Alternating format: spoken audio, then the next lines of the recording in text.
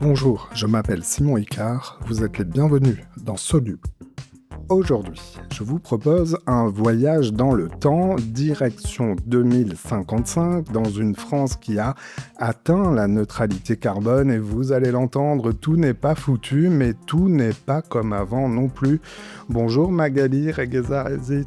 Bonjour. Tu es une géographe, une scientifique, ancienne membre du Haut Conseil pour le climat. Je te reçois autour de ton livre Bienvenue en 2055 dans un monde neutre en carbone. C'est un livre paru aux éditions du Seuil. La neutralité carbone, c'est quand les humains n'émettent plus que ce que la planète peut absorber en termes de gaz à effet de serre. Alors c'est le seul point physique où le réchauffement climatique cesse de s'aggraver. Un réchauffement climatique qui est en cours en cause de nos émissions de gaz à effet de serre dans l'atmosphère. Alors Magali, tu nous emmènes dans une France électrifiée, sortie des énergies fossiles, débarrassée du plastique, où l'on mange beaucoup moins de poissons et de viande, où le train s'est durablement imposé, y compris face à l'avion, où il y a moins de voitures, même si elles sont toutes électriques, où les villes sont devenues des villes éponges, où les campagnes dépendent moins de l'automobile. Mais disons-le clairement, c'est une France où il fait parfois 50 degrés à l'ombre. 2055, c'est dans 29 ans. Ton travail d'anticipation repose sur les solutions scientifiquement évaluées dans le 6e rapport du GIEC, les experts internationaux sur le climat, des solutions jugées comme efficaces, économiquement rentables et technologiquement accessibles. Alors le futur que tu décris aux lectrices et aux lecteurs et au public n'a d'ailleurs rien d'abstrait, car depuis mars 2025, la France s'est officiellement dotée d'une trajectoire vers l'adaptation et à un monde plus chaud, plus 2,7 degrés en 2050, plus 4 degrés en 2100. Ton monde de 2055 que raconte le livre, c'est celui-là, mais dans une version dans laquelle on a agi. Car des solutions existent, mais d'abord, tu le sais peut-être, dans ce podcast, au début, je me montre toujours curieux du parcours de mes invités. En début d'épisode, je le disais, tu es une géographe. Parle-nous un peu de ce métier et de pourquoi tu en es arrivé à te consacrer à ces sujets, aux risques naturels et au climat. La géographie, c'est une discipline qui est pas très connue. D'abord, c'est une discipline de sciences sociales, c'est-à-dire qu'on fait partie de ces sciences qui vont étudier la société. Et les géographes ont cette particularité de regarder le social à travers l'espace géographique, c'est-à-dire à travers l'étendue terrestre sur laquelle on vit, en supposant que sur cette étendue, la manière dont les gens, dont les écosystèmes, dont les infrastructures, dont les villes sont réparties, les relations qui se tissent entre ces lieux, eh bien, ça veut dire quelque chose. Ça veut dire quelque chose et ça explique un certain nombre de faits. Ça explique aussi et ça permet de décrypter des relations de pouvoir, des inégalités, des manières de produire, des manières de consommer. Donc en fait, on va travailler à partir de nous ce qu'on appelle l'espace géographique qui est construit par les sociétés. Et ça va nous permettre de regarder aussi bien des questions de connues, alors dans les bouquins du secondaire, de l'école, l'agriculture, l'industrie, la mondialisation, les transports, tout ça, mais aussi de comprendre la relation que les sociétés humaines entretiennent avec la planète. Voilà. Et donc moi, au départ, quand j'ai commencé à travailler, je me suis intéressée aux catastrophes naturelles. J'ai travaillé beaucoup sur les inondations. Et justement, mon idée, c'était de montrer que bien sûr, il y a des phénomènes naturels, et je vais mettre des guillemets, parce qu'évidemment, ces phénomènes, les pluies par exemple, le ruissellement s'est transformé par la société, par l'aménagement du territoire. Il y a aussi des phénomènes sociaux, les sociétés vieillissent, il y a des inégalités, mais il y a aussi une manière de penser, de créer cet espace géographique qui a fait que nos vulnérabilités ont augmenté. Ça, c'était ma thèse. Et donc, travaillant sur la question des vulnérabilités, j'ai regardé ensuite la question de la résilience, c'est-à-dire comment est-ce qu'on faisait face à un choc, socialement, territorialement, individuellement, collectivement. Je me suis aussi beaucoup penchée sur les questions de gestion de crise. et j'ai eu la chance d'aller travailler dans des cellules de crise. Donc c'est aussi pour ça que quand je parle par exemple de canicule, je le regarde d'un peu différemment parce que j'étais dans des cellules de crise. Et puis j'ai aussi travaillé à la fin de ma carrière de chercheur sur des sujets autour des victimes de catastrophes, ce qui m'a aussi permis de reconsidérer pas mal d'idées reçues autour de l'éducation des populations, autour du geste individuel, autour de cette injonction à agir, autour de la responsabilisation, de l'acceptabilité. Et donc tout ça, en fait, a fait quelque chose de cohérent. Et j'ai eu la chance en 2019 d'entrer au Conseil pour le climat, comme membre de ce Conseil pour le climat. Et je tiens à le dire parce que moi, j'ai été formée par des géographes climato-sceptiques. Ah bon? Et donc, au début, j'ai été formée à une époque où la géographie française était climato-sceptique. Et donc, au début, en fait, j'étais climato-sceptique. Et ce travail et cette évolution, en acceptant, en comprenant le consensus scientifique en train de se construire, en le voyant en train de se construire, c'était aussi l'objet du livre, c'est-à-dire à un moment de comprendre que il est tout à fait normal qu'on se pose des questions. Il est tout à fait normal que parfois on doute. Il y a beaucoup, beaucoup, beaucoup d'informations partout. Et il n'y a rien qui ressemble plus à un expert qu'un escroc. Mhm.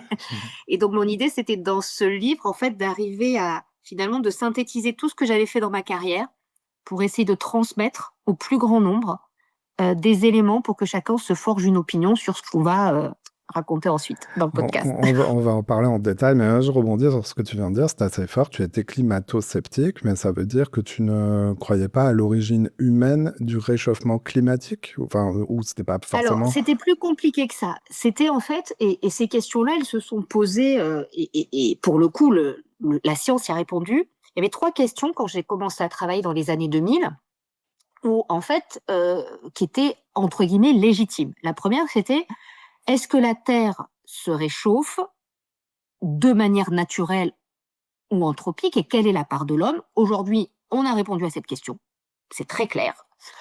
100% du réchauffement de la planète de ces 10 dernières années est d'origine humaine, et l'essentiel du réchauffement depuis la période pré-industrielle est d'origine humaine. Et ça, c'est important de le rappeler parce qu'on entend encore des gens dire le contraire.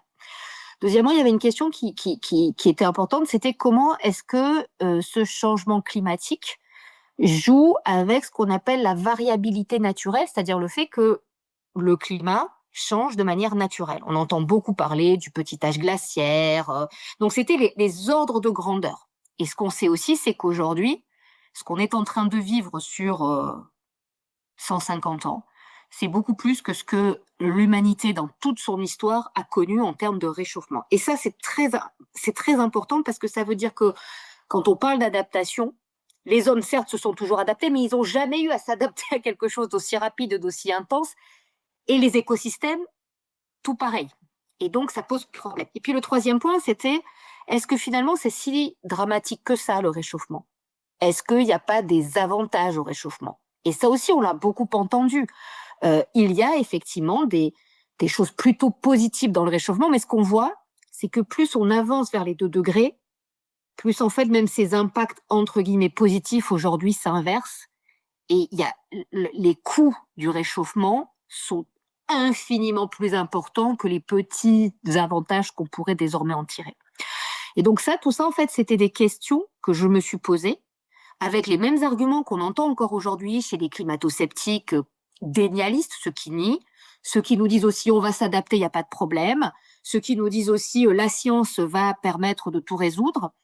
Moi, j'ai eu à me poser ces questions, mais j'ai eu la chance, par mon parcours, de pouvoir rencontrer les scientifiques et de surtout être convaincue par la démarche scientifique.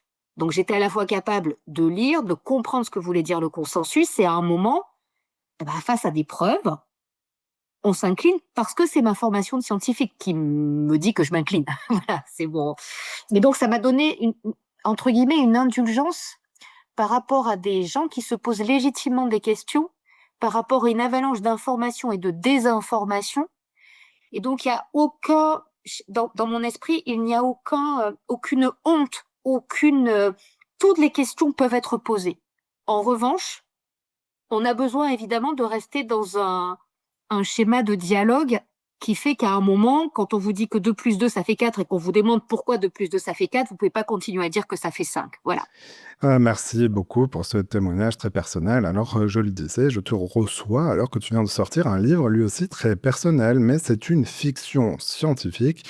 On va démêler ça parce que donc ça s'appelle Bienvenue en 2055. Ton ouvrage s'ouvre sur une scène elle aussi très intime comme ton témoignage. Tu t'imagines en 2055, à l'âge de 77 ans, écris-tu: «Au soir de ma vie, en train de regarder le chemin parcouru». C'est une scientifique qui se met, elle-même, en scène dans le futur qu'elle décrit. C'est pas banal, alors on va en parler, 2 minutes. Pourquoi ce choix de la fiction après des années donc de rapports, de notes, d'expertise, de recherche? Qu'est-ce que le récit permet que les rapports, du GIEC, ne permettraient pas? En fait, c'est aussi quelque chose de très personnel, c'est qu'à partir du moment où, j'ai j'ai j'ai compris ce qu'était le consensus, à partir du moment où j'ai pu relire mon travail et tout ce que j'avais fait à partir du consensus sur le réchauffement climatique, hem, on m'a souvent demandé, à quoi ressemblerait la France en 2050. Et en fait, ce que je faisais comme tout le monde, c'est que je prenais le monde d'aujourd'hui et que je le mettais en 2050. Parce qu'à aucun moment, je m'imaginais moi-même, alors que je faisais partie de ceux qui répétaient que la seule manière de stopper le changement climatique, c'était l'atteinte de la neutralité carbone. Je n'imaginais pas en réalité ce monde décarboné parce que j'ai jamais vécu dans un monde réchauffé à 2 degrés, vous non plus, mais je n'ai jamais vécu dans un monde neutre en carbone et vous non plus. Et donc, penser ce truc-là, penser cette neutralité carbone, je ne savais pas le faire. Et donc, un jour, j'ai entendu une de mes collègues du Haut Conseil pour le climat, Céline Guivarch, se livrer à ce petit exercice sur quelques minutes. Et c'est là où j'ai compris que les tomes 2 et 3 du rapport du GIEC, qui portaient sur les réponses à la fois au réchauffement et à ce qu'on appelle l'atténuation, la décarbonation pour faire simple, avaient besoin aussi d'être incarnés pour être pensés. Et elle prenait cette idée, elle disait, ben voilà, j'ai 75 ans en 2050, voilà ce qui se passe. Donc je me suis dit, bah, si je veux faire en sorte qu'on puisse penser cette décarbonation et qu'on puisse aussi lutter contre tous ces mensonges autour du fait que ça va être régressif, punitif, etc., ce qui est pas écrit dans les rapports scientifiques, c'est l'inverse qui est écrit. Ben, je me suis dit, il faut que j'arrive à trouver une manière de me projeter. Et en fait, ça a été compliqué parce que je n'avais pas moi-même réfléchi à tout ça et me projeter dans ce futur en faisant bien en sorte de prendre vraiment toutes les solutions évaluées par le GIEC et de les traduire en éléments concrets. Ça m'a demandé quand même beaucoup d'efforts et je pense que le jeu était aussi une manière de donner quelque chose à mes lecteurs, de les prendre par la main et pour moi la réussite du livre, c'est quand les gens me disent: «Eh ben moi en 2055 j'aurai tel âge», parce que ça veut dire qu'on a enclenché ensemble la bascule vers, et si je m'imaginais ce futur? Si enfin je pensais le futur? Alors, on va se projeter grâce à toi. On va emprunter, si tu es d'accord, à ton livre, quelques éléments pour bien, se projeter tous ensemble dans ce podcast, et aussi, donner envie de lire ce livre qui, je le confirme, donne envie de se projeter soi-même. Alors là, il y a quelque chose qui va surprendre peut-être les plus anxieux d'entre nous, je pense. Dans ton 2055, donc basé sur des prévisions et des données scientifiques du GIEC, on réussit la neutralité carbone. Elle est atteinte, le réchauffement climatique est stabilisé et pourtant il fait parfois 50 degrés à l'ombre. La rentrée scolaire se fait à un autre moment de l'année, plutôt au mois de janvier, parce que l'été lui est devenu invivable.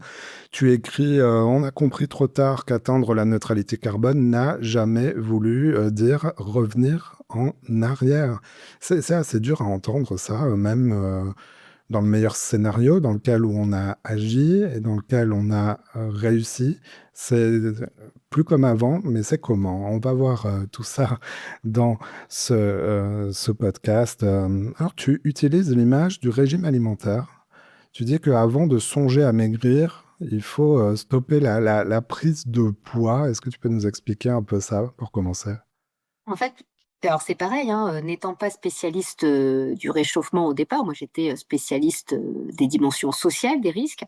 Il m'a fallu du temps pour comprendre ce que c'était que la le mécanisme climatique. Qu'est-ce qui causait le réchauffement climatique? Puisque les émissions de gaz à effet de serre, on parle de flux. En fait, le réchauffement climatique, ça c'est la science qui nous le montre, c'est en gros les températures qu'on mesure à la surface du globe, c'est l'indicateur, l'indice du stock de gaz à effet de serre qui est accumulé dans l'atmosphère. Un peu comme quand on monte sur la balance, eh ben, le poids qui s'affiche, c'est l'indicateur du stock de graisse, de muscles qui est dans notre corps. Et donc, j'ai cherché pendant très longtemps à trouver des images qui permettaient justement de faire le parallèle entre le stock et le flux. Et dans le régime alimentaire, en fait, c'est assez intéressant parce que ça permet de répondre à plein d'arguments climato-sceptiques. Par exemple, les climato-sceptiques, ils disent oh bah oui, mais le carbone, le CO2, c'est hyper important. Alors c'est vrai, mais manger, c'est hyper important parce que si tu manges pas, t'es mort. Donc il faut manger. Et on sait aussi que selon les moments de la vie, tout le monde mange pas pareil. Parce que en fonction de sa physiologie, t'es un homme, t'es une femme, t'es jeune, t'es vieux, voilà. Donc ça, c'est les territoires de la planète. Il y a des endroits où on va mettre un peu plus de carbone, d'autres moins, mais grosso modo, on sait que si je mange en fonction de mes besoins physiologiques, je ne grossis pas.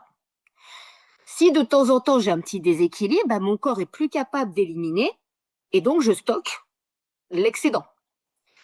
Le truc, c'est que là aussi, entre les petits kilos pas trop graves, qu'on voit pas et puis qui s'éliminent naturellement, voire ce qu'on a appelé quand j'étais jeune les rondeurs pleines de charme, et puis une accumulation de graisse qui devient très très dangereuse parce qu'à un moment donné, là on parle pas de 10-20 kilos, on parle de ces obésités morbides qu'on voit par exemple aux États-Unis, où on a effectivement des gens qui en fait ont tellement eu un régime alimentaire déséquilibré qu'eh bien ces personnes vont avoir un corps tout entier qui va dysfonctionner. Dysfonctionner, c'est-à-dire, et là ça permet de parler du dérèglement climatique, le corps obéit toujours à des lois biophysiques, mais comme c'est un assemblage d'organes, eh bien la perturbation qui est liée à une accumulation de graisse trop importante va par exemple boucher les coronaires, ça va créer des problèmes de circulation, etc. Et donc, dans ce cadre-là, il faut bien voir que on est arrivé dans un déséquilibre carbone tel que on émet tellement, tellement, tellement que la nature est plus capable d'absorber. Et ça va perturber, et c'est ce qui va arriver dans le livre et ce que je vais essayer de montrer, c'est que ça va pas juste être un problème de température. Ça va perturber le cycle de l'eau, ça va perturber le cycle de l'azote, ça va perturber le cycle de la biomasse, ça va perturber en fait tous les mécanismes de régulation planétaire qui font que derrière, eh bien, on a des effets dominos et que donc, pour stopper ça, la première chose à faire, c'est évidemment de rééquilibrer son régime alimentaire. Et pourquoi on ne revient pas en arrière? Parce que c'est comme dans le corps. Pour aller retirer la graisse, une fois qu'on a arrêté de grossir, il faut maigrir. Et pour maigrir, en fait, non, c'est pas maigrir parce qu'on ne sait pas aller chercher le carbone dans l'atmosphère. C'est pas le retirer. Pour les plus jeunes d'entre nous qui nous écoutent, là, on est en 2026 à la période où on commence à peine ce régime et il est globalement partagé qu'il faut le faire. Il n'est pas forcément au maximum de ses possibilités, si on peut dire, mais il est quand même engagé en France. Et dans ton scénario, il est réussi ce régime, ce qui n'est pas écrit d'avance, il faut quand même le préciser d'un point de vue factuel. On ne sait pas encore si on va réussir, mais il faut engager absolument ce régime et aller plus loin. On va le détailler dans un instant. Mais en t'écoutant et en lisant ce livre, je me suis dit que tu te bats peut-être aussi sur deux fronts à la fois, contre le mythe rassuriste, celui duquel on s'adaptera à tout, et contre celui, je disais, du tout est foutu. Donc on ne fait rien. Est-ce que toi, tu observes une forme de fatalisme au cœur de notre société au sujet des enjeux climatiques et dans notre débat public? En gros, ce qui se passe depuis quelques années, et particulièrement cette année, parce que évidemment l'actualité est ce qu'elle est, c'est que ce livre, en fait, moi, je l'ai écrit pour deux types de personnes. Je l'ai écrit au départ pour ceux qui n'étaient pas convaincus, justement parce qu'il y avait le déni. Alors le déni est de moins en moins présent parce que quand même, les gens ont vu au fur et à mesure arriver le changement climatique dans leur vie. C'est plus chez les autres, c'est chez nous, pour faire simple. Mais surtout parce que, en fait, le déni a été remplacé effectivement par ce que tu appelles le rassurisme, c'est-à-dire aucun problème les gars, on va s'en sortir. Et puis un peu comme d'ailleurs à une époque où on confondait le fait d'être dans une attitude de body positive pour que chacun accepte son corps et le déni en fait des risques d'un surpoids qui était au-delà de 100, 150 kilos et qui là évidemment était très dangereux pour les personnes. Et donc, et avec l'idée, mais vous inquiétez pas, l'anneau gastrique, le machin, enfin, et ce qui est d'ailleurs, et on y reviendra peut-être après, faisait aussi qu'il y avait une stigmatisation de plus en plus forte des individus, alors qu'on n'interrogeait pas les causes, en fait, et de la malbouffe et de l'obésité, en montrant que c'était pas un problème de volonté individuelle, que c'était pas du tout ça, que derrière, il y avait des structures beaucoup plus importantes. Et puis de l'autre côté, ce que j'ai vu arriver, et ça a été au fur et à mesure de l'écriture, parce que les choses ont changé, c'est justement ce que j'ai appelé le narratif de l'impuissance. C'est-à-dire, une fois que vous pouvez plus nier, une fois que vous pouvez plus dire tout va bien se passer, eh bien, ceux qui ont intérêt à maintenir le plus possible la société fossile, on va y revenir, hein, la société dans laquelle on vit, où on brûle des combustibles fossiles, eh ben, on commence à raconter que c'était foutu. Et j'ai vu tous les gens qui s'étaient engagés pour cette neutralité carbone finir par dire, de toute façon, on n'y arrivera pas.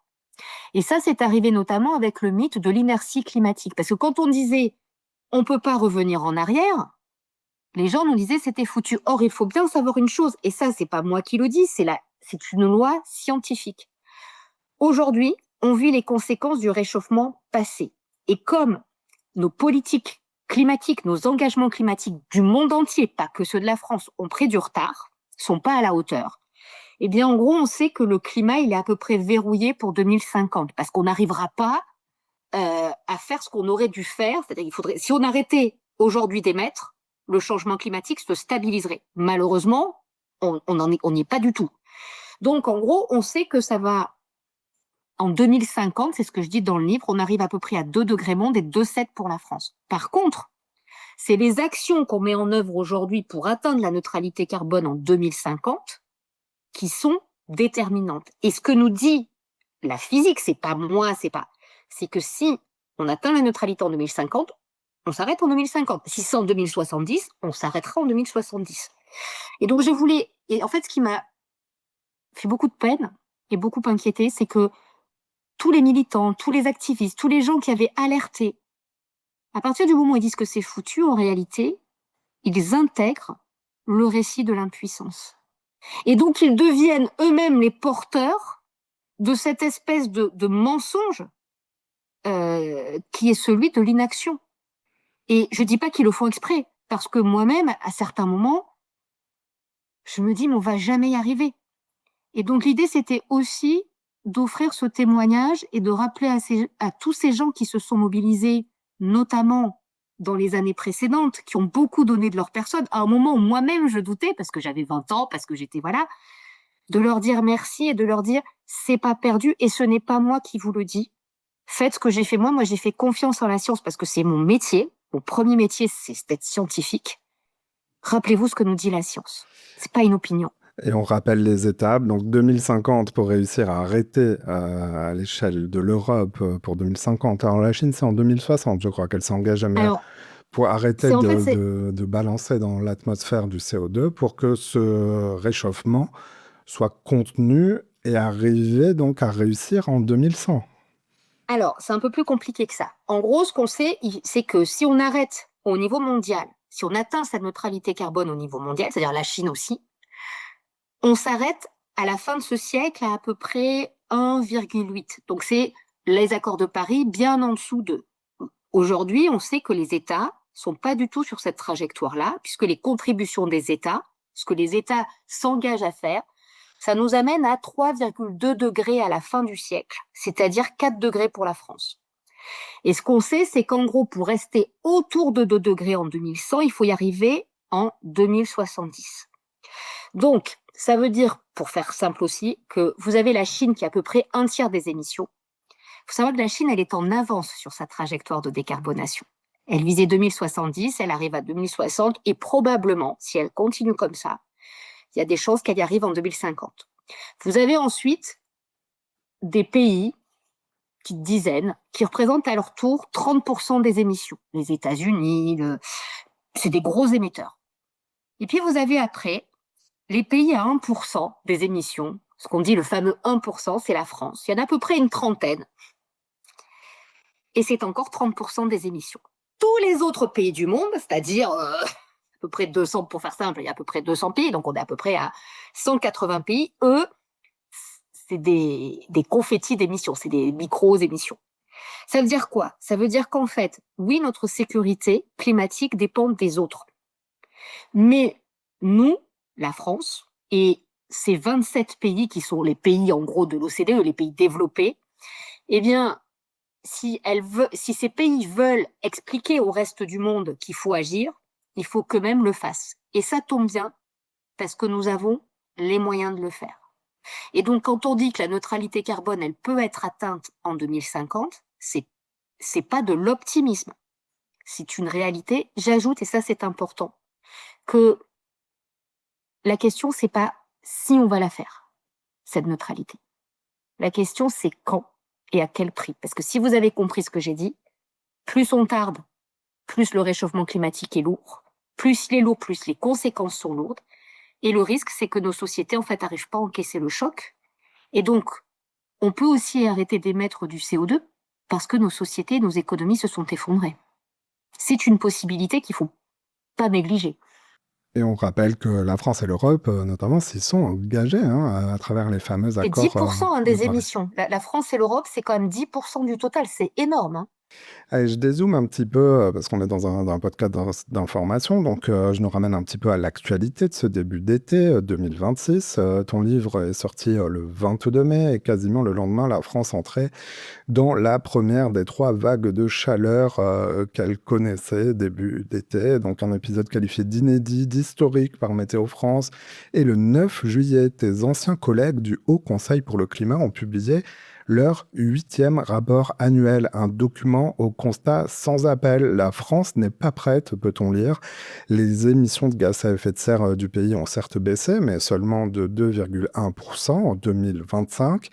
La moitié à cause du ralentissement de son industrie et de l'élevage, pas de transformation structurelle relevée, alors qu'il faudrait plus de 4% par an, soit doubler le rythme pour atteindre ce fameux objectif, celui dans lequel on peut te lire en 2055. Alors toi qui as siégé 4 ans dans cette instance, tu dirais que la France d'aujourd'hui, est-ce qu'elle est quand même sur le bon chemin ou pas encore ou pas du tout?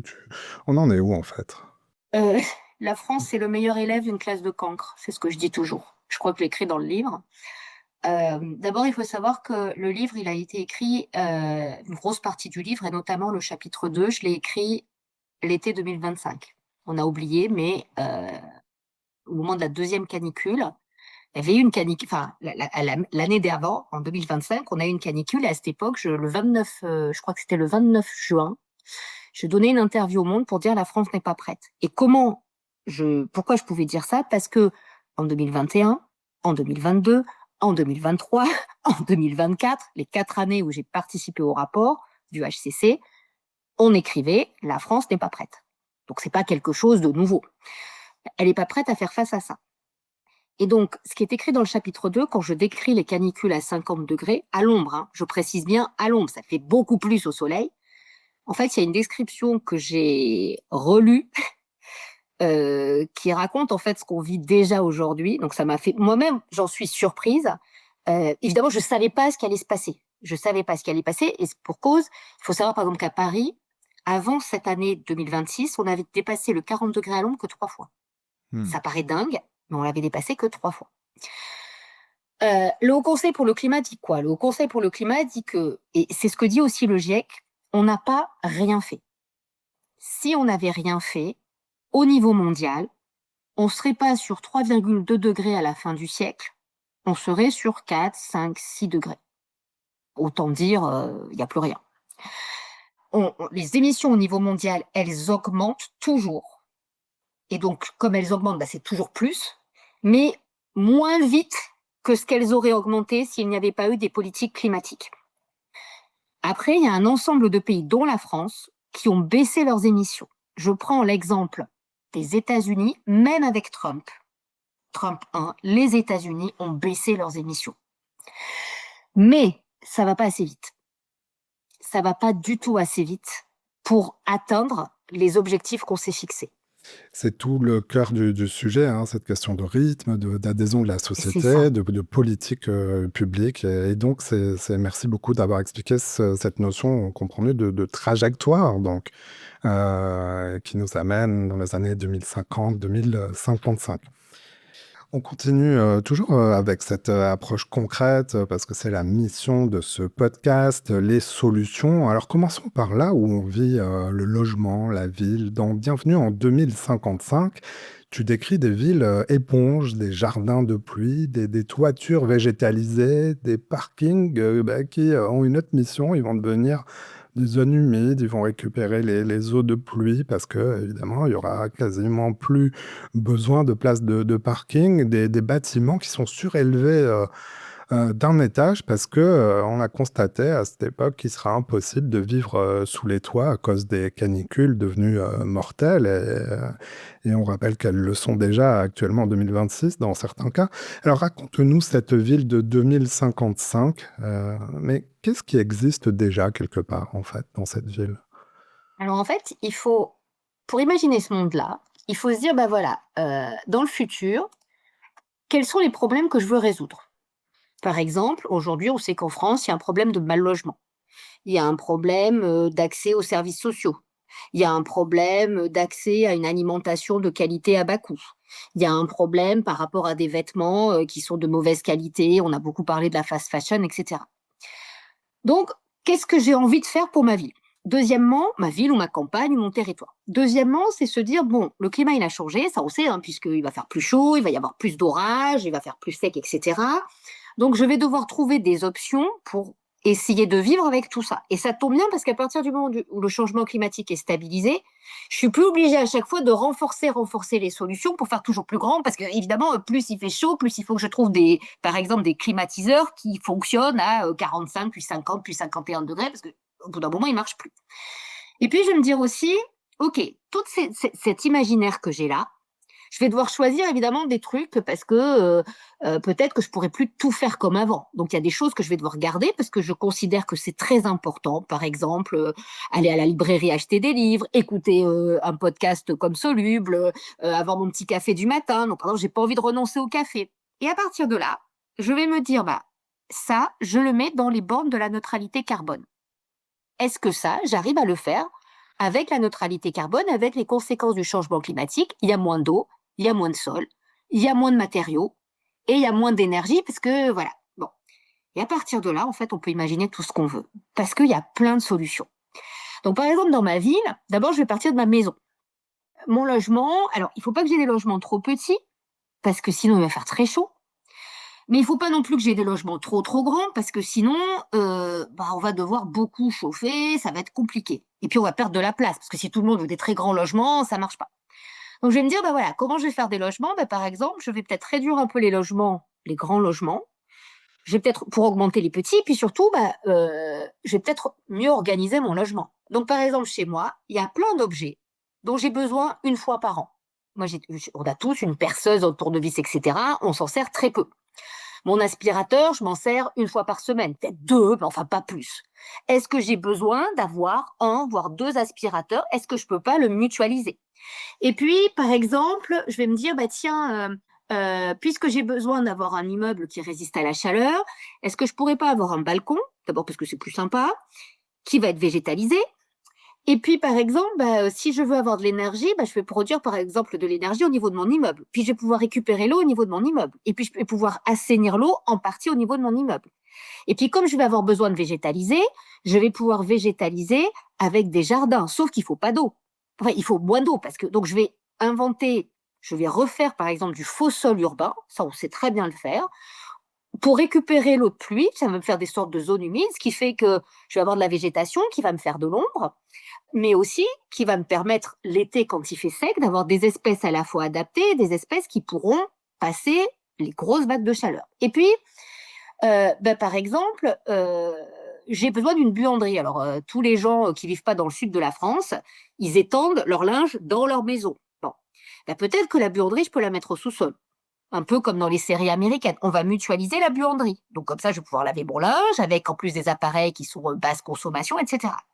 Puis après, je vais aller regarder dans mes placards. Est-ce que j'ai besoin de plein de vêtements? Bah, pas forcément si j'ai des vêtements qui me plaisent et qui sont de qualité. Mais pour avoir des vêtements qui me plaisent et qui sont de qualité, il va falloir que je trouve un moyen de les fabriquer sans plastique. Et pour les fabriquer sans plastique, il va falloir que derrière, j'utilise de la fibre végétale et de la fibre animale. Donc il faut de l'élevage, donc il faut de l'agriculture, mais aussi il faut des gens qui vont tisser, il faut des gens qui vont couper. Et puis par exemple, bah, si mes vêtements ils durent longtemps, ça va un peu me gonfler, parce qu'au bout d'un moment je vais en avoir marre, mais je vais peut-être pouvoir les réemployer, les réutiliser. Donc il va falloir du petit commerce. Mais si j'ai du petit commerce, ça va me permettre d'avoir des nouveaux métiers. Et donc, ça veut dire que dans ma ville, je vais pouvoir avoir moins de trajets à faire puisque je vais pouvoir aller à 10 minutes de chez moi, chez le couturier, chez celui qui va me préparer à manger, etc. Et en fait, peu à peu, en partant de l'appartement, je vais pouvoir regarder à la fois la matière de la ville. Je vais utiliser peut-être du bois parce que le béton, ça consomme beaucoup, beaucoup de CO2. Mais j'ai aussi des bétons bas carbone, mais j'ai aussi du métal, mais j'ai aussi de la pierre, mais j'ai aussi de la paille, etc. Je vais pouvoir changer la forme de mes rues parce que bah, s'il y a moins de voitures, il va y avoir plus de place pour les piétons. Et ça tombe bien parce que mes rez-de-chaussée, je vais avoir des petits commerces et donc je vais pouvoir utiliser les espaces et ainsi de suite. Et en fait, comme ça, on peut imaginer un ensemble de choses dans cette ville qui est électrique, avec des couleurs, avec des bruits, avec des odeurs totalement différentes. Mmh. Et en gros, pour imaginer ça, juste, hein, imagine le Covid. On se souvient du Covid, il y avait des trucs qui étaient horribles pendant le Covid. Mais on adorait le chant des oiseaux, il y avait moins de pollution, il y avait moins de bruit, on entendait l'eau couler, on entendait les gamins qui couraient dans la rue et qui jouaient parce que bah ils avaient qu'une heure pour sortir, mais voilà, ils sortaient. Et on avait plus de sociabilité, on parlait à ses voisins même si on avait un masque, on allait faire les courses à la mamie d'à côté, parfois on est allé habiter chez des gens qui avaient un appartement plus grand, etc. En fait, pour penser cette ville-là, je me suis aussi appuyée sur ce qu'on a aimé dans le Covid. Sur cette expérience qu'on a vécue ensemble, alors on va parler des campagnes dans un instant, mais donc on comprend bien que évidemment les villes resteront des villes, Oui, que c'est bien nos modes de vie qui vont devoir évoluer sous la contrainte du carbone, donc du pétrole, du charbon et du gaz. Tu parlais du plastique qui devra donc trouver des alternatives. Cette ville, l'échelle de la vie en ville est plus réduite, si je comprends bien.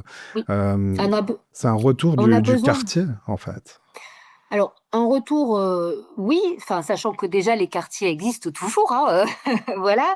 Mais oui, c'est un retour de la proximité. Et pourquoi? Parce que l'idée, c'est de bouger moins et de bouger mieux. En fait, le fil conducteur de cette société décarbonée, c'est une société dans laquelle on privilégie la qualité et on donne de la valeur à la qualité par rapport à la quantité.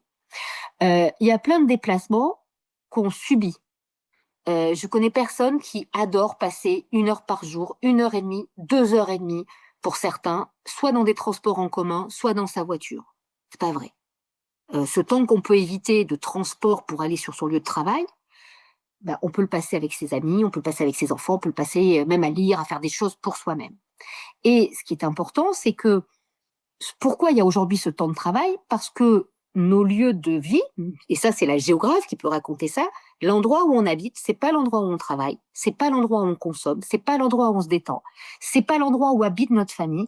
En fait, grâce à la voiture individuelle, on a pu augmenter les distances parce qu'on a augmenté les vitesses. Sauf qu'on sait que la plupart de nos déplacements pourraient se faire à pied, de nos déplacements essentiels. Sauf qu'évidemment, dans plein de villes, bah, si t'as pas en bas de chez toi le petit commerce qui te permet d'acheter à manger, bah, tu es obligé de prendre ta voiture pour aller au supermarché. Alors, parfois même, c'est juste parce qu'il faut traverser l'autoroute et qu'en gros, tu peux pas y aller à pied, quoi. Et donc, cette idée, c'est aussi de se dire, bah voilà, comment est-ce qu'on arrive à limiter les mobilités pour qu'elles gagnent en qualité? C'est-à-dire que quand on va loin, on y va, mais pour des motifs qui sont pas ceux qui peuvent être satisfaits à 10 minutes de chez soi. Et Voilà. les mobilités, les transports sont les principaux pourvoyeurs de CO2 actuellement, hein. Alors, en Europe, c'est le cas, oui. En Europe, c'est les transports qui émettent beaucoup et c'est surtout dans les transports qu'on n'arrive pas à faire baisser. Mais là aussi, faut faire attention, c'est pas la faute des gens. C'est parce que les choix d'aménagement du passé et les modes de vie qui en ont découlé font qu'on est totalement dépendant de la voiture individuelle et que la voiture individuelle elle-même est totalement dépendante de l'essence. Et quand tu disais tout à l'heure, sous la contrainte de la décarbonation, je nuancerais un petit peu. Parce qu'aujourd'hui, et on le voit avec les crises géopolitiques qu'on a eues, en réalité, les Français, ils vivent aujourd'hui sous la contrainte de leur dépendance aux énergies fossiles. Parce que contrairement à ce qu'on raconte, le mix électrique, c'est-à-dire la manière de produire l'électricité en France, elle est décarbonée, mais notre énergie, elle n'est pas décarbonée. Pour se chauffer, on utilise beaucoup de gaz, beaucoup de fuel. Pour faire fonctionner nos véhicules, on utilise de l'essence. Et on voit bien à quel point aujourd'hui, le fait qu'on n'ait pas d'alternative aux voitures qu'on appelle thermiques, ça coûte une fortune aux ménages et ça les appauvrit. Mais ça appauvrit aussi les industriels, ça appauvrit les artisans, ça appauvrit les agriculteurs parce que ces coûts, ils sont de plus en plus chers et que comme on est dépendant, on ne peut pas s'en passer. La décarbonation, c'est mettre fin à une dépendance. C'est mettre fin, c'est se sevrer, un sevrage de ces énergies fossiles qu'on nous a vendues, qui étaient abondantes, qui étaient pas chères. Et évidemment, quand c'est abondant et c'est pas cher et qu'on voit pas où il y a le problème, on consomme. Et puis le jour où on se rend compte que ça a un coût et qu'en plus c'est nocif pour la santé, au sens propre du terme, à cause notamment des pollutions, on est coincé.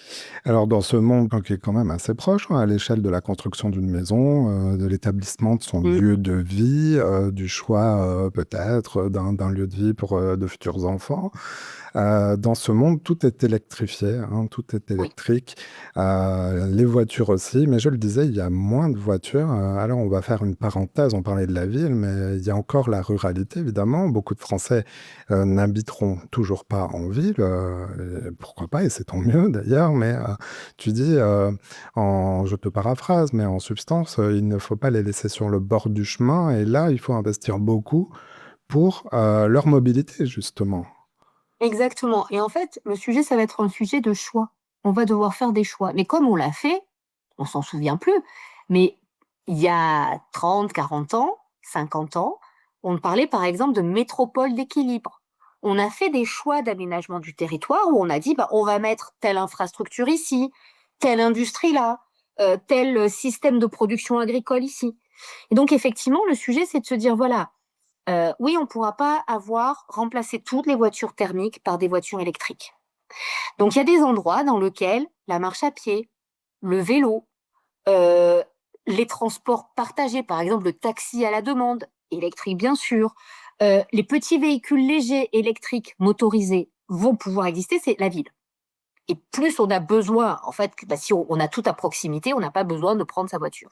Par contre, à la campagne, ce qui reste très prégnant, c'est la distance. Et donc, à la campagne, on va pas pouvoir mettre des transports en commun. Évidemment, ça n'a pas de sens. Donc, on peut se dire, les transports à la campagne, c'est effectivement de la voiture, du véhicule motorisé électrique. Mais attention, il n'est pas forcément individuel. Il peut être collectif, il peut être partagé, on peut covoiturer. On n'est pas obligé d'être tout seul dans une grosse voiture. Et donc, l'idée à chaque fois, c'est de se demander comment est-ce que la mobilité de chacun peut être assurée. Et puis entre les deux, et ça c'est une question d'aménagement du territoire, il va falloir mettre des transports en commun. Et on parlait tout à l'heure du train. Ça peut être des transports, des lignes. D'abord, il y a tout le fret de marchandises. Comment est-ce qu'on transporte les marchandises? Camions électriques, mais aussi d'autres modes, et notamment le fret. Et puis c'est, voilà, par exemple, quand si je veux voyager, on est d'accord qu'il y a des trajets. On va pas aller voir sa famille dans les Antilles à la rame. Donc, il va falloir garder des avions. Mais en revanche, quand je peux remplacer l'avion par un train confortable, sûr, avec des horaires qui sont corrects, avec un service à bord, je le remplace. Et en fait, tout ce monde-là, il fonctionne sur un triptyque qui est celui qui est proposé par le GIEC. Éviter quand ça ne compromet pas mes besoins essentiels, mon bien-être, ma santé. j'évite. Améliorer, c'est gagner en efficacité, faire mieux avec moins souvent. Et puis c'est changer quand j'ai pas le choix. Par exemple, dans la campagne, eh ben, j'ai pas le choix parce que je peux pas mettre des RER partout, parce que donc je vais mettre des voitures électriques.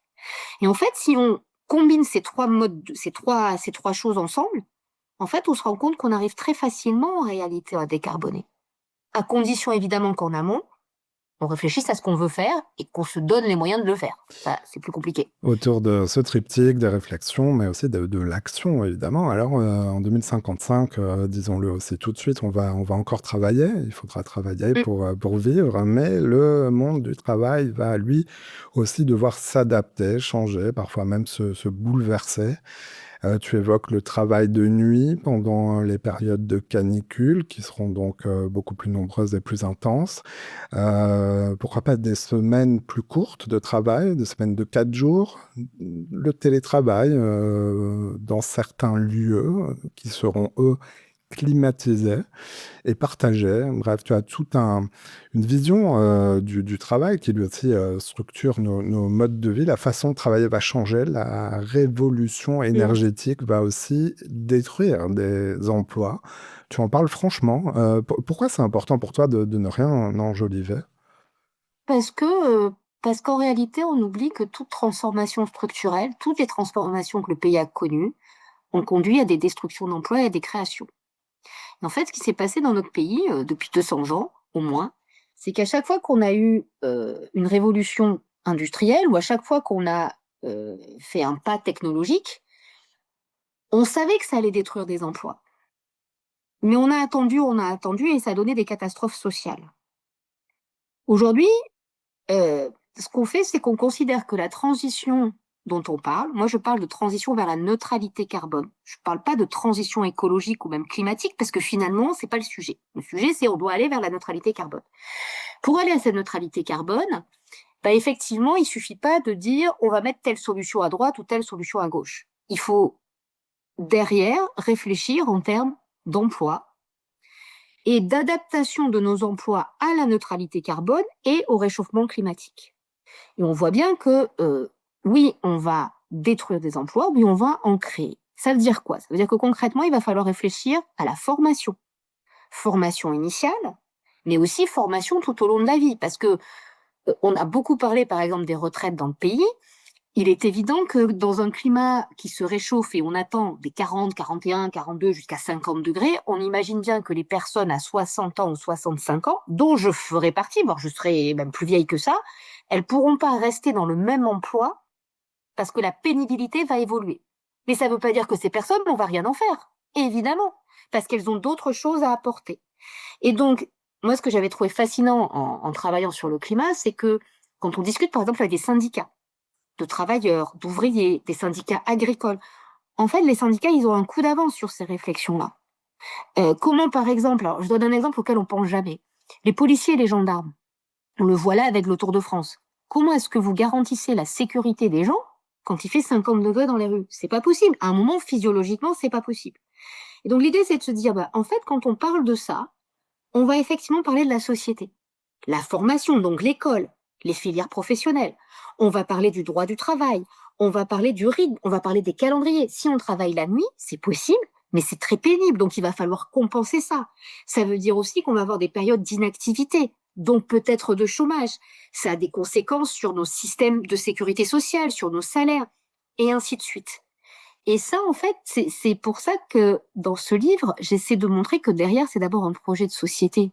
C'est un projet politique. Oui, parce qu'en toile de fond, on comprend qu'il faut mettre tout ça à plat, qu'il faut du dialogue. Alors, tu appelles de tes voeux, alors évidemment, une prise de conscience politique et un débat démocratique très, très construit, mais tu parlais des syndicats, tu appelles de tes voeux à une grande conférence sociale entre les syndicats, les organisations patronales, bref, que tout le monde s'y mette et pas que les élus dont on ne sait pas ce qu'ils pensent d'ailleurs parfois sur le climat.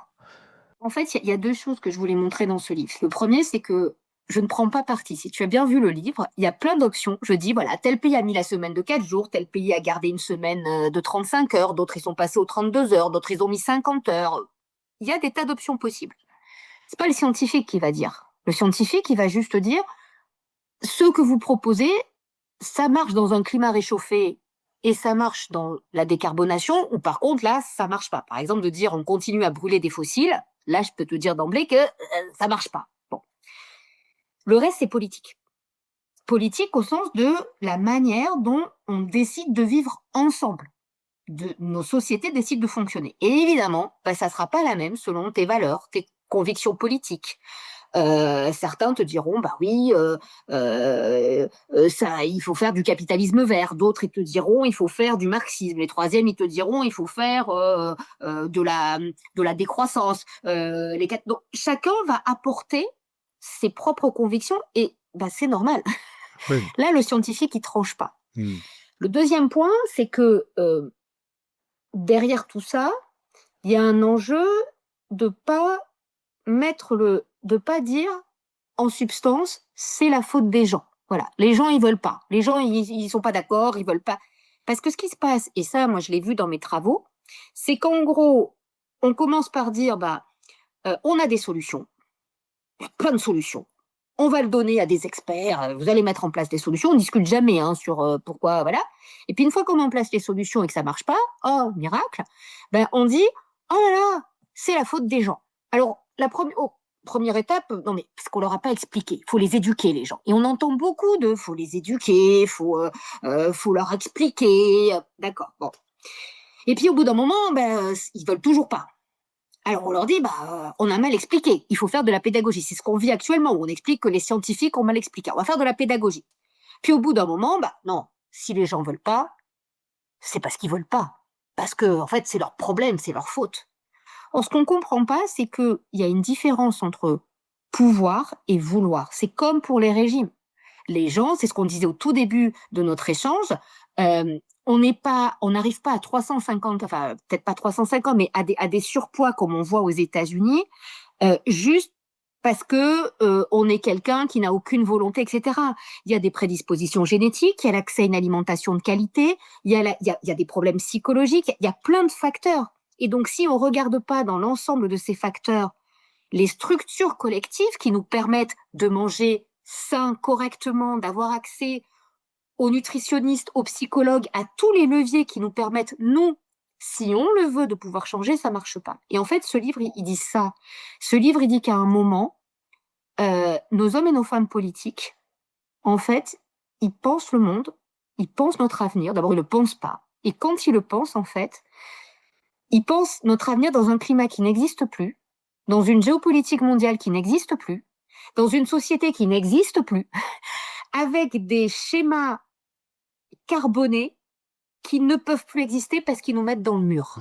Et tu écris, tu parles de construire, donc c'est ce que tu dis, de construire collectivement les conditions, de la possibilité de l'action individuelle. C'est ce que tu disais, qui est résumé dans ton livre, là, en une phrase. Donc construire les conditions collectives, ça passe par un débat démocratique plus éclairé, par la science peut-être.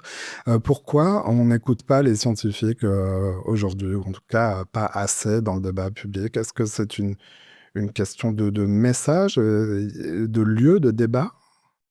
Alors, d'abord, j'aimerais juste revenir sur un point, Mmh. parce que c'est très important pour moi. Heu, on peut arriver à la neutralité carbone, je l'ai dit, par l'effondrement. On n'est pas obligé d'avoir une démocratie. On a des modèles aujourd'hui et de plus en plus, on entend des petites voix nous dire que regardez la Chine, regardez, c'est super, c'est des dictatures.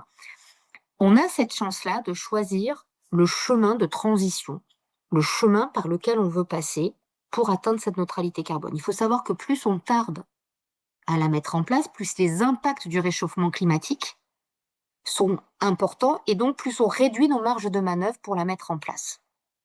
Moi, je plaide pas du tout pour une dictature. Justement, ce que je dis, c'est qu'aujourd'hui, on a encore ce choix politique. C'est le propre de la démocratie. Et pourquoi on n'écoute pas les scientifiques? Parce que le rôle des scientifiques, ce n'est pas de se substituer à la décision politique. Et là, il faut vraiment faire la différence, et j'essaie de le faire dans le podcast, entre le consensus scientifique et le compromis démocratique. Les mots en français, ils sont utilisés un peu n'importe comment. On ne débat pas du consensus scientifique. On ne débat pas du fait que la Terre, elle est ronde et qu'elle tourne autour du Soleil. Par contre, on débat en démocratie sur la base de faits qu'on a reconnus, le changement climatique est d'origine humaine, enfin tout ce que j'ai raconté depuis tout à l'heure, mais ensuite les solutions qu'on veut appliquer, le chemin qu'on veut prendre, il dépend du débat démocratique. Et donc, il y a un compromis entre des gens qui ne sont pas d'accord, et c'est super important qu'ils ne soient pas d'accord, parce que si on était tous d'accord, ça serait inquiétant. On est d'accord sur le constat scientifique, et on est d'accord sur le fait, a priori, qu'on ne veut pas tous mourir, en tout cas, cuire, enfin, de mourir pauvre, pas bien, dans la chaleur, etc. Entre les deux, il y a il y a des assortiments, des combinaisons, des compositions de solutions, avec des gagnants et des perdants qui ne sont pas les mêmes, avec des choix forts collectifs qui vont être faits par des décideurs, qui vont être faits aussi par des décideurs économiques, il n'y a pas que les décideurs politiques. Et donc, évidemment, si ces choix, ils n'existent pas, si on n'en parle pas, si ça n'est pas inscrit à l'agenda démocratique, si la seule manière de répondre c'est pour ou contre le nucléaire, pour ou contre les bassines, pour ou contre le climatiseur, pour ou contre je ne sais pas quoi, Mmh. on s'en sort pas. Parce que si tu as bien compris ce que j'ai essayé de faire passer, c'est qu'en fait, moi, ce que je parle, c'est dans quelle société, toi, tes potes, ceux qui écoutent, veulent vivre en 2055. Et peut-être que ça sera pas exactement la même. Parce qu'on n'a pas les mêmes valeurs, on n'a pas les mêmes convictions politiques. Mais c'est pas grave.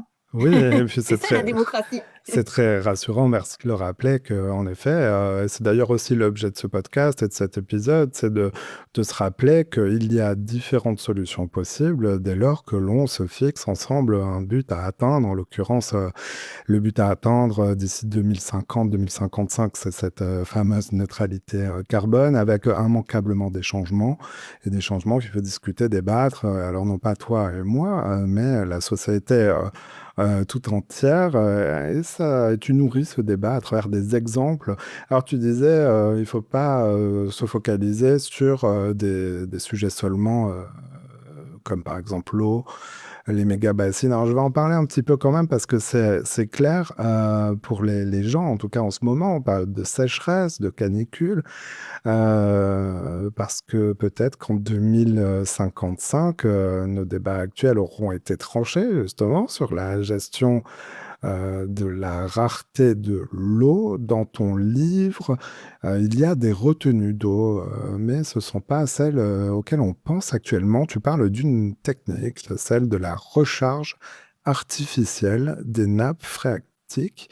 C'est-à-dire qu'on va se mettre à réinjecter de l'eau tombée l'hiver et on va la mettre sous terre. Explique-nous un petit peu cette Alors, perspective.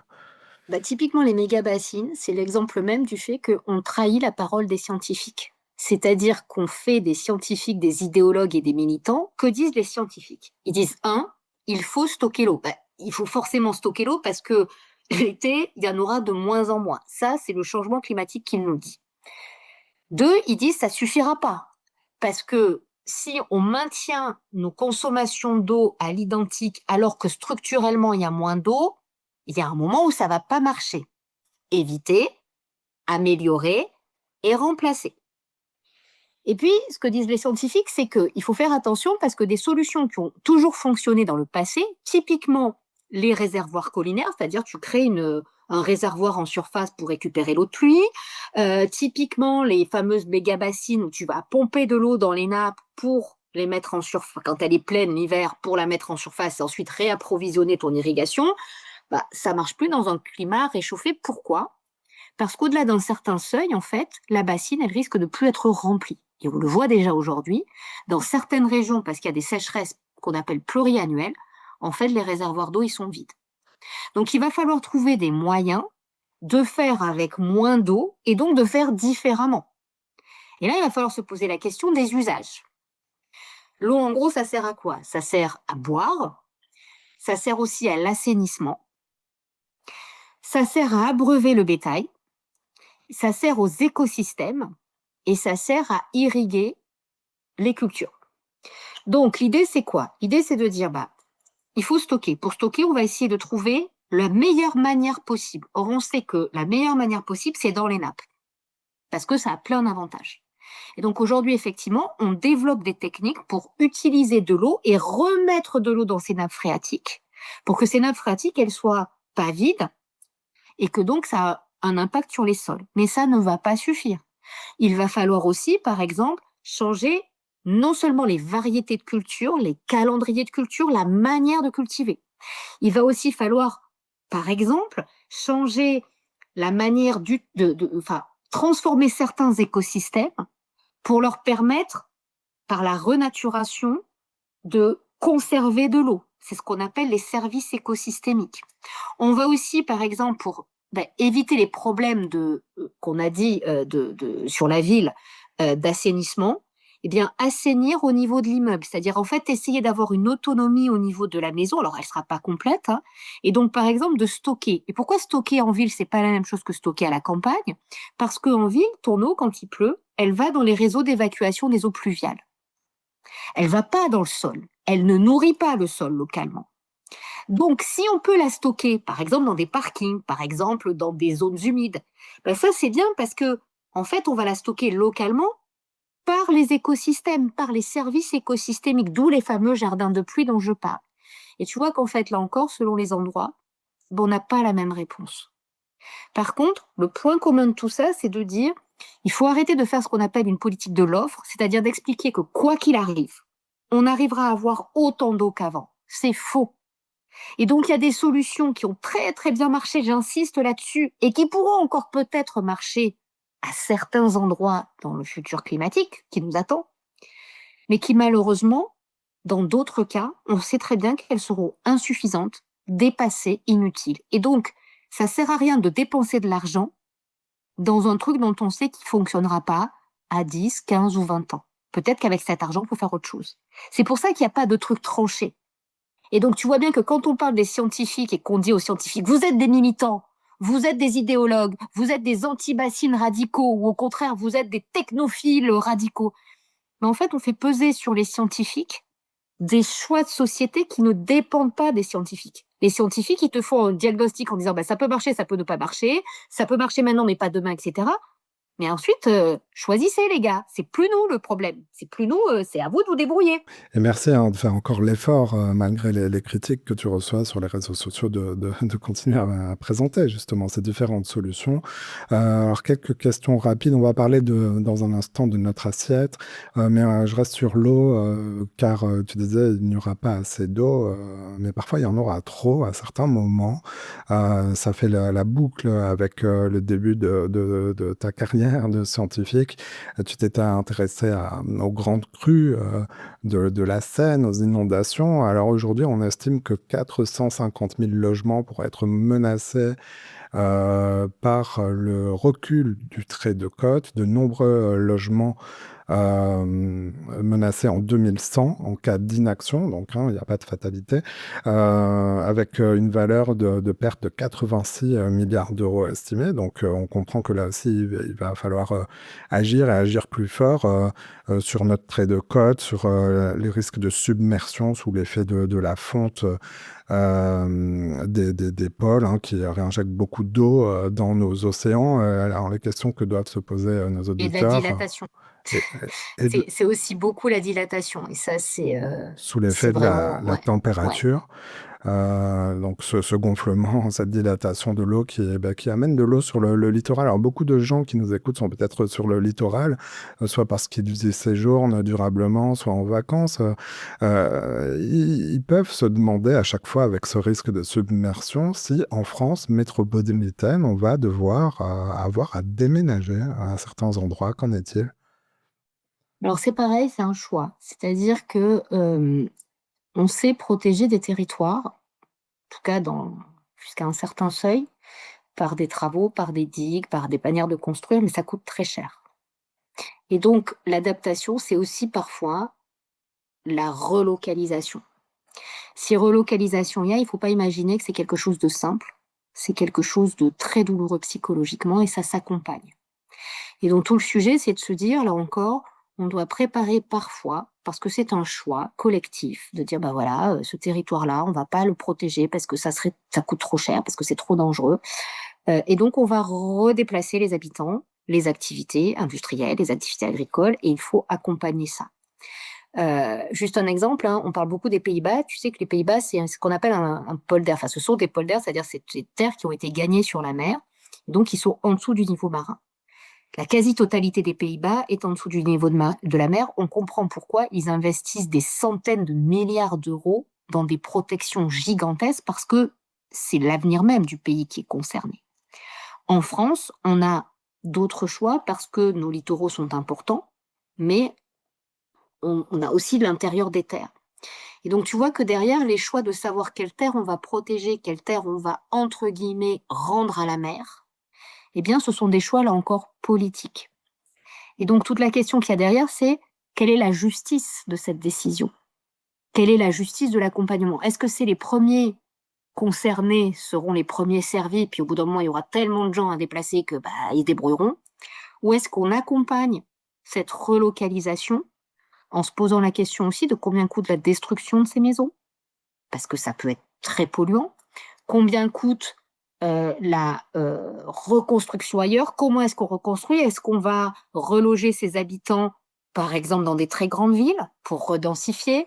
Est-ce qu'on va au contraire les déplacer de quelques kilomètres? J'ai pas la réponse.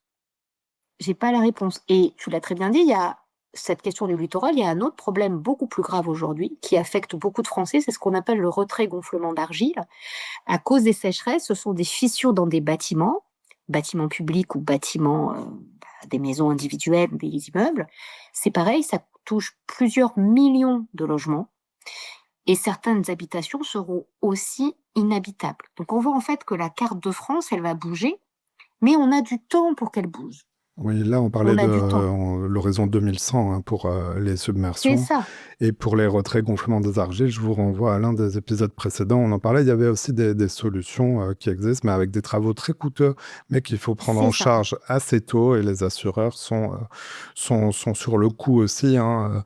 Dans ton livre, évidemment, tu manges tous les jours. On va parler de ton assiette. On va se rendre compte que l'assiette des Françaises et des Français aura changé. Mais parfois, en se régalant aussi, les terroirs ont peut-être un peu évolué, mais la cuisine française restera la cuisine française. Rassurez-vous, il faut savoir que la consommation de viande pourra avoir baissé, mais restera pour ceux qui s'inquiètent. Alors toi, tu estimes qu'elle aura baissé de moitié. Elle sera remplacée par autre chose, par les légumineuses, les œufs, les fruits à coque. Évidemment, ça a un impact aussi avant notre assiette pour notre agriculture qui aura dû, elle aussi, se transformer. Je vous renvoie à l'épisode précédent avec Serge Zaka sur tous les détails. Tu parles toi aussi d'agroécologie. Raconte-nous un petit peu, là, du champ à l'assiette, qu'est-ce qui est le plus notable comme évolution pour arriver en 2055, neutre en carbone? Alors, il faut d'abord savoir que, contrairement à ce qu'on entend, hein, c'est pas zéro viande, par exemple. C'est pas, la fin du café, la fin du chocolat, tout ça évidemment c'est faux. C'est simplement, en fait, si on mangeait comme l'OMS recommande de manger pour avoir une bonne santé, pour limiter le risque de maladies cardiovasculaires, le risque de cancer, le risque d'un certain nombre d'allergies, de maladies liées aussi à l'obésité, notamment le diabète, qu'on voit beaucoup, évidemment aux États-Unis, mais qu'on voit arriver en France, eh bien, on serait déjà dans les clous. En fait, ce qu'on sait aujourd'hui, c'est que notre alimentation, elle est trop grasse, trop sucrée, on le sait, beaucoup trop transformée, et que ça a une incidence notamment sur les enfants. Et malheureusement, on l'a vu avec le Covid, eh bien, cette malbouffe, avant la malbouffe, c'était on luttait pour manger. On luttait contre la famine, on luttait contre les disettes, et quand on était pauvre, on mangeait pas, on mourait de faim. Aujourd'hui, les plus pauvres, et les pauvres en général d'ailleurs, pas que les plus pauvres malheureusement, ils mangent mal parce qu'en fait, la nourriture la moins chère, c'est une nourriture ultra grasse, ultra salée, ultra sucrée et ultra transformée. Donc aujourd'hui, il y a une inégalité très forte, c'est que plus on est riche, plus on a accès à une alimentation de très bonne qualité, gustative, elle est meilleure à manger, et en termes de qualité nutritionnelle. Et donc, en réalité, la question de l'alimentation, elle doit d'abord, enfin, on peut décarboner notre alimentation comme finalement, j'allais dire, un bénéfice collatéral, sur le modèle du dommage collatéral, par rapport à des enjeux de santé publique. Et derrière, c'est des enjeux de sécurité sociale, c'est des enjeux d'espérance de vie en bonne santé, c'est des enjeux aussi pour nos enfants notamment. On voit beaucoup, beaucoup de prévalence de l'obésité chez les enfants. Ça pose des problèmes psychologiques, ça pose des problèmes en termes de santé immédiate. Et donc derrière, c'est de se dire, manger mieux. Et effectivement, ça veut dire derrière d'avoir une agriculture qui va pouvoir produire, j'insiste, produire pour nourrir, mais avec une revalorisation de ce métier d'agriculteur, c'est-à-dire des agriculteurs qui doivent être d'un côté mieux rémunérés, qui doivent vivre de leur travail et qui sont fiers de ce qu'ils produisent. Euh, il faut savoir que, par exemple, beaucoup aujourd'hui, enfin, si vous avez des enfants, enfin, des goûts que nous, on avait quand on était gamin, aller cueillir une tomate, aller cueillir un fruit, etc., on les a plus parce qu'effectivement, on a une alimentation qui est très standardisée. On a, des chaînes, en fait, de production. Enfin, voilà, on l'a vu, on a des variétés de pommes. Enfin, toutes les pommes se ressemblent, elles ont toutes la même forme, elles ont pas beaucoup de goût, elles ont et on a un peu l'impression aujourd'hui, et c'est un non-dit, que finalement, il faut être riche pour manger pour bien manger, pour avoir ce goût de la tomate, ce goût de la cerise, ce goût, et donc l'idée, c'est simplement, de réfléchir, là encore, à la manière de se nourrir pour avoir une alimentation, je le répète, qui soit respectueuse de la santé des agriculteurs. Ce sont eux les premières victimes des dérives de certaines formes d'agriculture, des consommateurs, des prix rémunérateurs. Et derrière, ça veut dire aussi que, et ça, il faut pas l'oublier, l'alimentation décarbonée, c'est une alimentation donc moins transformée, ce qui veut dire cuisiner. Revenir à la cuisine. Sauf qu'on sait que si on décide de revenir à la cuisine, généralement, c'est madame, inégalité homme-femme, hein, ça, voilà, Ah, ça, qui ça cuisine. bouge pas en 2055. Ah, peut-être qu'il y aura Alors, ça peut bouger, mais a priori, ça n'a rien à voir avec la décarbonation. Mais par contre, on peut très bien imaginer justement, et c'est ce que je raconte dans le livre, moi, j'aime pas cuisiner, je déteste ça. J'ai mon petit traiteur en bas de chez moi, d'ailleurs qui est pas petit, hein, mais qui va me faire des plats cuisinés, des plats de qualité. Et je vais pouvoir aller acheter, donc ça va créer aussi du petit commerce. Mais comme j'ai 77 ans en 2055, ça va me permettre d'aller parler à des gens, donc d'avoir aussi de la sociabilité. Ça va me permettre de pouvoir avoir un régime qui est adapté. Par exemple, si j'ai besoin de manger moins de sel, si j'ai besoin de manger plus sucré ou je ne sais quoi. Ça va me permettre aussi d'avoir quelqu'un qui va pouvoir alerter s'il me voit pas venir un jour. Donc, en fait, derrière cette question de l'alimentation, c'est une question culturelle. C'est une question de prendre l'apéro avec des amis, c'est une question de manger en famille, c'est une question d'aménager aussi sa cuisine pour pouvoir cuisiner quand on le veut. C'est des métiers derrière. Et tu vois, l'idée, c'est justement de se dire, si on prend par exemple mon assiette, en fait, derrière mon assiette, il y a plein de choses qu'on voit pas. Il y a des industries, il y a des agriculteurs, il y a du transport, il y a des prix, il y a des distributeurs, il y a des commerces, il y a des industriels, de l'emballage, etc. C'est tout ça, en fait, que la transition touche. Et Et pousser ce fil de la décarbonation, c'est vraiment se poser la question de, à nouveau, qu'est-ce que j'aimerais voir dans mon assiette? Qu'est-ce que j'aimerais manger en réalité? En termes de goût, en termes de couleur, en termes de saveur, en termes de plats. Et quand je parle des petits plats du terroir, il suffit de prendre des livres de recettes, hein. Moi, je viens du sud de la Méditerranée. Là où je viens, on mange des ratatouilles, on mange beaucoup de pois chiches, on mange peu de viande, mais de l'agneau, on mange des poissons qui sont pêchés dans la mer, en quantité restreinte, parce que voilà. Mais en fait, tous ces plats-là, ils sont déjà bas carbone. oui, et tu n'occultes pas la question de la hausse des prix et qui arrivera sans doute avec un repli, voire une disparition de l'agriculture industrielle, mais tu dis qu'on la compense par de la qualité. Tu prends l'exemple peut-être du vin, je crois, où les Français se sont habitués à boire moins d'alcool, mais comme on dit parfois mieux en termes de qualité. En fait, l'idée, c'était de pas opposer qualité et quantité. C'est-à-dire qu'on peut avoir une politique, enfin, de la valeur sur de la qualité et pas simplement de la quantité pour la quantité. Par contre, attention, il y a, il y a plusieurs modèles, là encore, d'agriculture. On a évidemment cette idée du modèle de l'agriculture, petite structure, beaucoup de main-d'œuvre, agriculture très diversifiée. C'est un modèle. On peut aussi envisager des agricultures, au contraire, très technologisées, très mécanisées, euh, très robotisées, avec peu de main-d'œuvre, qui vont produire beaucoup sur des modèles très intégrés, très industrialisés, très exportateurs. C'est aussi tout à fait possible. Ça veut dire quand même que dans ce cas-là, on ne mange pas forcément ce qu'on produit en France. On est sur quelque chose de différent. Là encore, c'est des choix.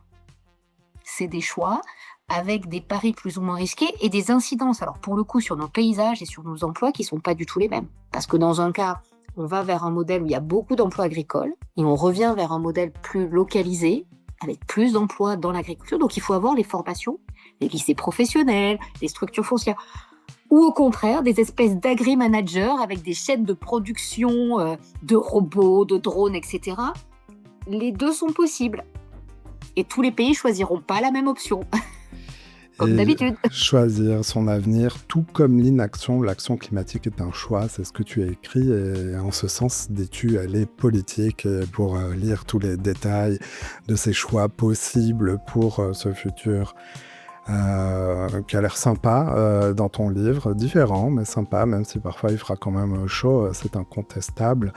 Eh bien, rendez-vous en librairie. Et je redonne le titre: Bienvenue en 2055 dans un monde neutre en carbone. C'est illustré par Marc Batty. C'est disponible aux éditions du Seuil dans toutes les bonnes librairies ou si vous préférez en version numérique. Merci beaucoup Magali d'être passée dans cette émission. Merci d'être passée dans Soluble. Merci beaucoup et bon voyage en 2055.